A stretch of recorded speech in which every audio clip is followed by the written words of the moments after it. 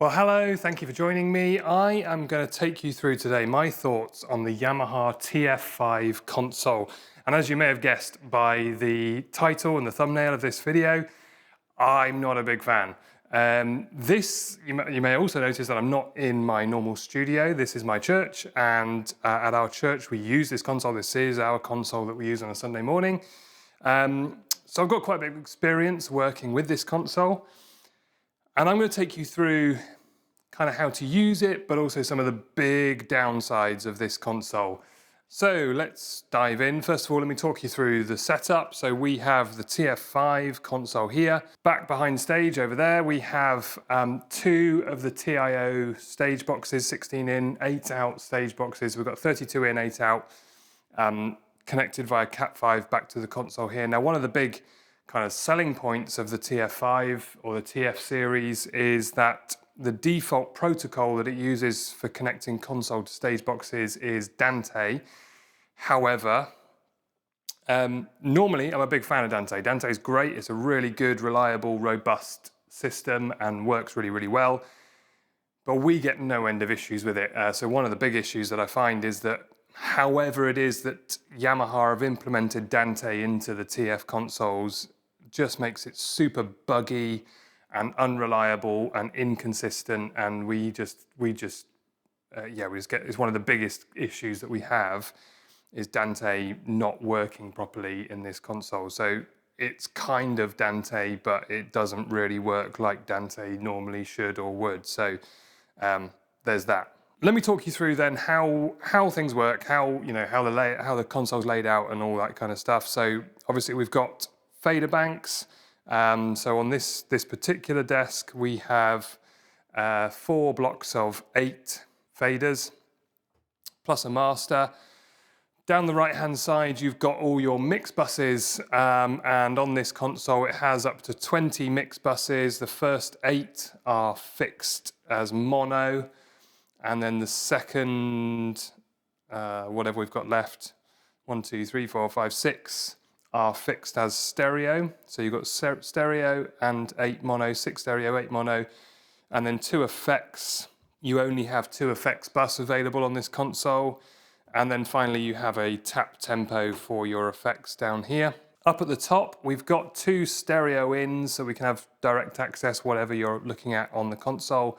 Stereo ins are always there at the top, which is kind of helpful. Touchscreen on the screen here at the front. Again, it's an okay console. It's an okay touchscreen, although I do find sometimes you tap on something and it doesn't quite work. You have to tap quite hard at some points to actually get it to connect, but generally it's not too bad. You've got 6 user-definable keys up here.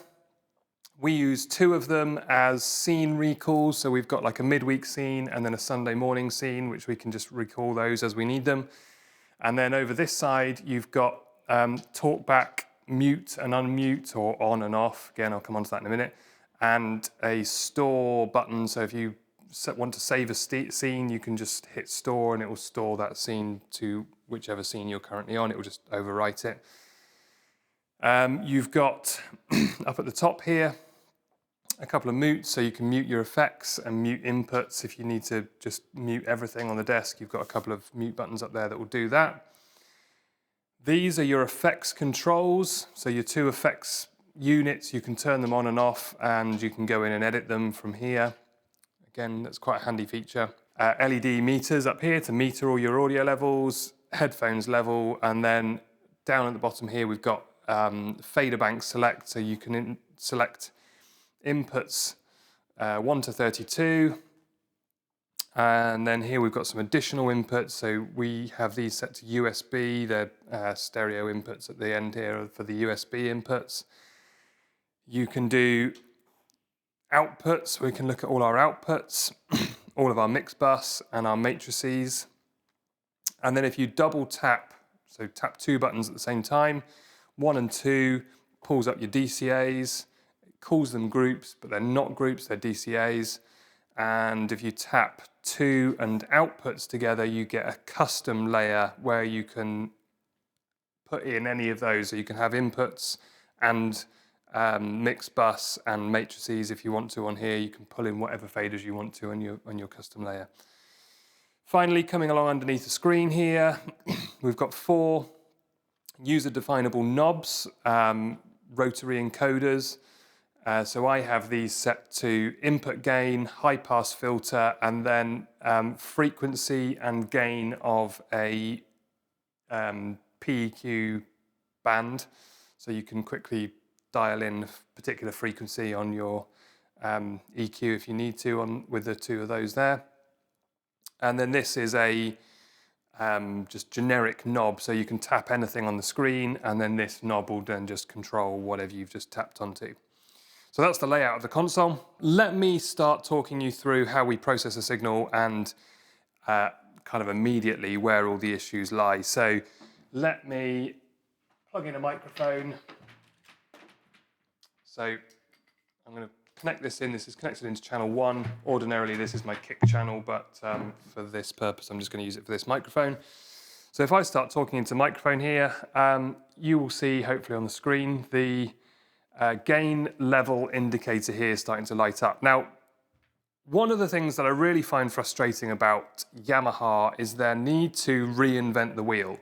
And we'll come on to this a few times, but the first thing they've done is they've designed this gain structure, which I actually think they've designed this as a way to get round one of the big problems that they created. So the first thing that they created as a massive problem is the preamps sound utterly horrendous. They are the worst sounding preamps I've ever heard on any console by an absolute country mile. And that even includes the old Behringer Eurodesks, for anybody who remember those. I would rather have a Behringer Eurodesk preamp than the preamps of a Yamaha TF series console. They are horrible preamps. And the reason they're so bad is because if we bring the gain up, what starts to happen is your gain level gets louder and louder. And they've made it really clear here with this diamond indicator thing that they want you to aim for that middle bar. And when you get that middle bar lighting up green, your gain is in a good place. Now, however, you would look at this and you can see when my gain is in the green here, I'm actually at about -20 dB on the scale over here. So the goal, as far as Yamaha is concerned, the goal is approximately -20 dB, which is pretty low. Most consoles would be higher than that. Now, the big issue is that if we take our signal any higher than that, if we start pushing this anything above the middle bar, you instantly get a whole load of distortion. The preamps just start to break up and sound distorted and horrible. So it's like from the first step of the console is trying to ruin your mix. This is how it feels like. I feel when I'm using this console like I'm in a wrestling match and I have to wrestle this thing into submission. There is nothing about this console that is working for you. It is all working against you, and you've got to try and beat it into submission in order to try and build something that resembles a reasonable audio mix out of it. So straight away, you need to make sure you're really hot on your gains and your gain structure is where it needs to be, because as soon as you go over that middle bar, you just get distortion and it sounds horrible. So your gains are going to be peaking really at a maximum of -20 dB, and it's worth remembering that because when we come on to some other things later on, we will see what impact that has. So we've got our gain coming in, peaking at -20. We've got our nice clear diamond indicator. We're going into the green. We're not going over the green. It did just flash over the green then when I spoke up a bit, but it's, basically we're hovering in that green zone. So that's okay. We can move down then. From there, we've got our EQ. So you can see I've just disabled this for the time being, but that, as I say, this is a kick channel. That's the normal EQ that we use for the kick mic. So you've got your EQ. Now, one of the things that they've done, this whole reinventing the wheel thing, there's this thing called one knob. And one knob allows you to basically boost or cut all the frequencies that you've already kind of dialed in. So you can see here, as I adjust this one knob thing, if I turn it up, it's just shaping everything. And if I turn it down, it's kind of shaping the whole of the EQ again back to kind of where it was before. And it's a nightmare. It's a horrible thing to use. It's not very intuitive. It's not very helpful. It boosts all the wrong frequencies. It cuts all the wrong frequencies. I just really can't get on with this wob knob thing. I don't understand how it's supposed to work or why it's there or what the benefit of it is. I don't find it helpful. I don't find it intuitive. Yeah, it's for me, it's one of the examples of Yamaha reinventing the wheel and failing miserably, which I think they've just consistently done all the way through this desk. And we get this kind of one knob thing in several places. So you go to the compressor, and again, you get a one knob compressor. I'm not going to bother turning it on, but it does the same kind of thing where it's just like you've got one control, and it's like more compression or less compression. And it's just not a pleasant compression. It doesn't work for any context. I don't know how to describe it. It's just like, it's not helpful for vocals. It's not helpful for instruments. It's just not a helpful way to do compression. So, yeah, again, just don't really know what Yamaha were thinking with this compressor thing.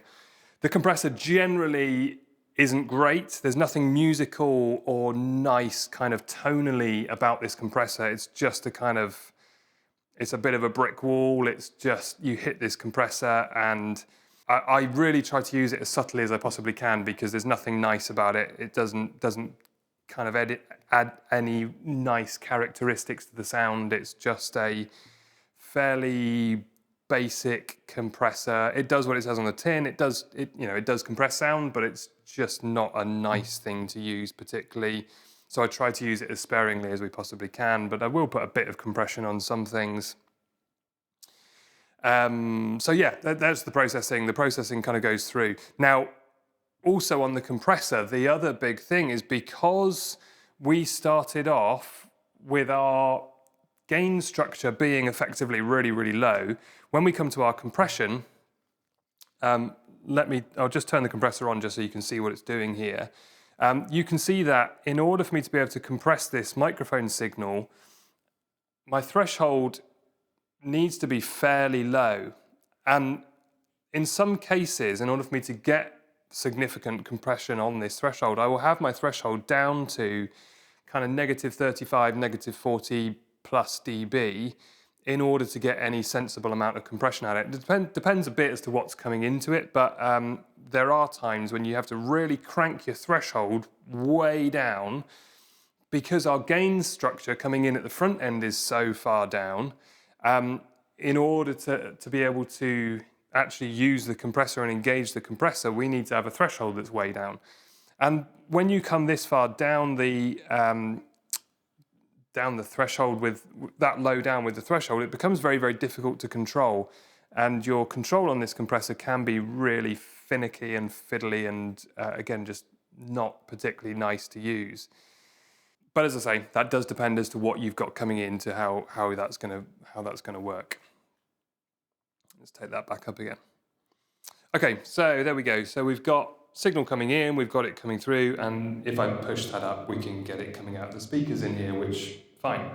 Okay, all fairly simple, fairly straightforward. Now, the other thing that Yamaha do, again, reinventing the wheel, and Yamaha have always done this. This was true on all their analog desks as well. Instead of having a mute button, Yamaha have an on button. So ordinarily, most of the time, if you see a light on the desk here, it's because the channel's muted and you would expect there to be no audio. So if you come to a console and go, oh, okay, I've got lights on here, therefore I turn this up and there won't be any sound, everything on the Yamaha desk is backwards. And so your mute button, you don't have a mute button, you have an on button instead. So you need to have the lights on in order to get the audio coming through. But the other thing that makes this really annoying is the on button has to be on for all of your outputs. So you can have a mix bus. So we've got sockets around the stage labeled A, B, C, D. So this is socket A. So that's our in-ear monitor output on stage on A. And we can disable it on channel A, but yet when we come back to our main left and right, it's still on for main left and right, and I can still turn it on, which can get really confusing for people If you go, oh yeah, my channel's on, therefore the sound should be going everywhere, it's not actually necessarily the case. And you actually need to go into each of your outputs and enable that channel on every output in order to get it to go out. And again, there's loads of times where on a Sunday morning, a band member, they all have the control app on their phones, and one of the band members might have accidentally hit an on button, turning it off, and then be saying, why can't I hear my voice coming through my in-ears? And it will just be because they've turned that channel off for their output. And again, it's just really frustrating. I don't know why they needed to do it, why they couldn't just stick with the mute button like everybody else. It's just a really frustrating thing. So yeah, that's one of the frustrations on outputs. Another one is with the mix bus, there is no way of creating a group on this console. There is no audio groups. Although they've got a label that says groups, groups are actually DCAs. So it's just incorrect. This isn't groups, those are DCAs, not groups. And if you want to actually do group mixing, the only way you can do it is to use an aux as if it were a group. And it just becomes very frustrating. We've recently gone to this because we wanted to make our online mix slightly simpler. So our online mix, instead of, previously we were mixing everything separately for online, so every individual channel was separately mixed for online. Whereas now what we're doing is we're taking a matrix for our online mix, and then we're mixing from groups, and our entire mix comes down to 6 groups on the desk. And so when you're mixing online, all you've got to do is balance those 6 levels to get your online mix, which makes life a load simpler. However, that group mixing doesn't actually happen in a group, it happens in an aux, and then we route the auxes to a matrix, and then the matrix, in this case, we've got matrix 1 and 2 coming to our main left and right speakers in here. You have 4 matrices, but if you want to make one stereo, that then takes 2 of your matrices. So our PA is in stereo in here. So we've got PA left and right on matrix 1 and 2. Our online mix, we've had to make mono, because we needed to have 2 separate mixes. So we've got one mix for online and then one mix for our cafe, which we use as a kind of overflow space over there. And they're both running in mono, just because we didn't have enough outputs at that point to be able to do that. But what we're going to do is then we can then send the 6 aux groups, kind of mix groups that we're using, and we just balance those 6 levels on our matrices to go out. So again, it's very frustrating that there's no way of being able to actually set these to a proper group, but it kind of works to use it as an aux instead and send them to a matrix. So it's like, it's not really the proper way to do it, but it kind of gets you round it.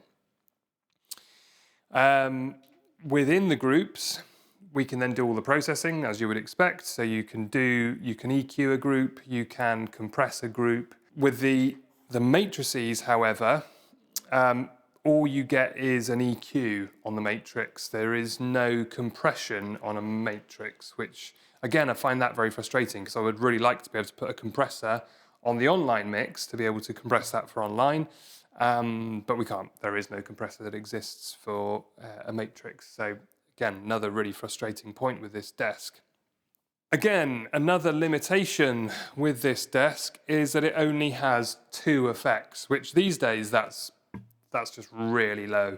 I don't know of any other consoles that would have as few as 2 effects. Most consoles would have at least 4, and many would have even more than that. So only 2 effects on here, again, really limiting, and makes it very hard to be able to do a lot of things. But we just have a hall reverb and a delay set up for our vocals, really, although the hall reverb ends up being the only reverb that we get, so I'll also apply that to snare drum, guitars, maybe keys, that kind of thing, if you need a bit of instrument verb.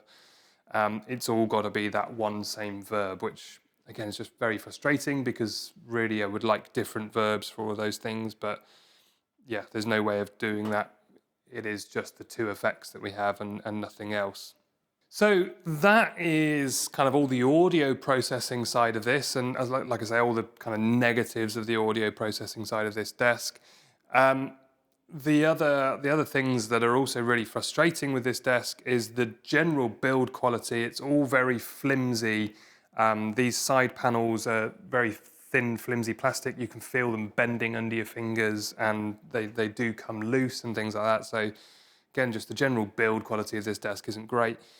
And we've had numerous faders that need to be replaced. This tape here is indicating which faders are currently dodgy. Now, I know it's fairly doable to replace these. There are several online videos to how to replace your fader strips as and when they fail, so you could go through and keep replacing fader strips if you needed to. I'm trying to live with dodgy faders as best I can for the time being, but there are a lot of them and they seem to be going almost one a week at the minute. We seem to be losing another fader. What it means is as you flick between layers from one layer to another, some of the faders don't actually go back to where they should be.